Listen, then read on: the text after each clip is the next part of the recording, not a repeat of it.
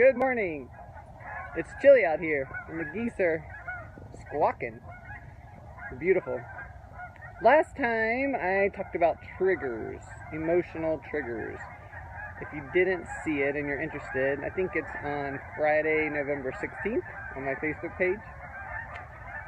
And today I want to talk a little bit about what happens as a result of our triggers. I talked a little bit about it last time, but I'm going to go into more detail. So I like to think of 4 different things that happen. Now, all of these things, honestly, happen simultaneously. It's very fast.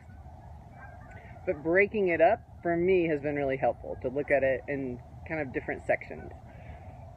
So I get triggered, something happens, hits an old wound of mine, all this stuff comes up.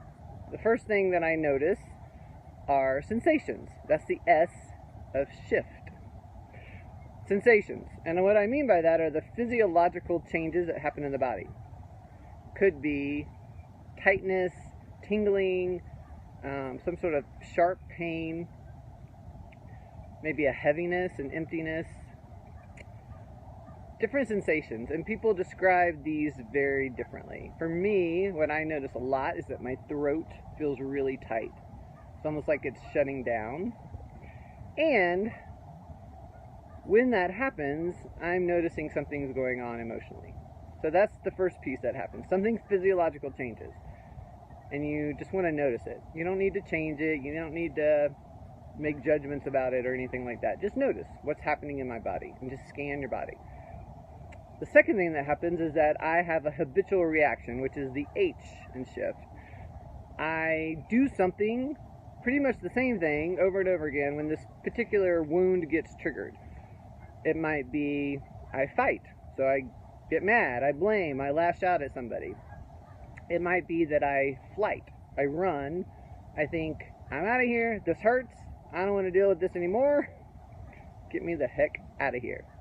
Or I freeze, and that means I just shut down. I don't talk.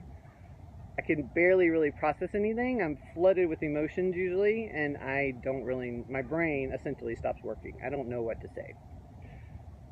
Sometimes I ruminate on things. Sometimes I just kind of watch the stories over and over again. So we go into some sort of habitual reaction. Usually it's something that we're doing to try to get rid of those sensations, to numb them or to not feel them or to make them go away. And it doesn't usually get us to where we really want to go in our life, in that situation, with that relationship, whatever it is. Alright, so that's the second thing. So the I in shift is identifying the trigger, which we talked about last time. F are feelings. I said last time we have kind of 4 major ones: sadness, anger,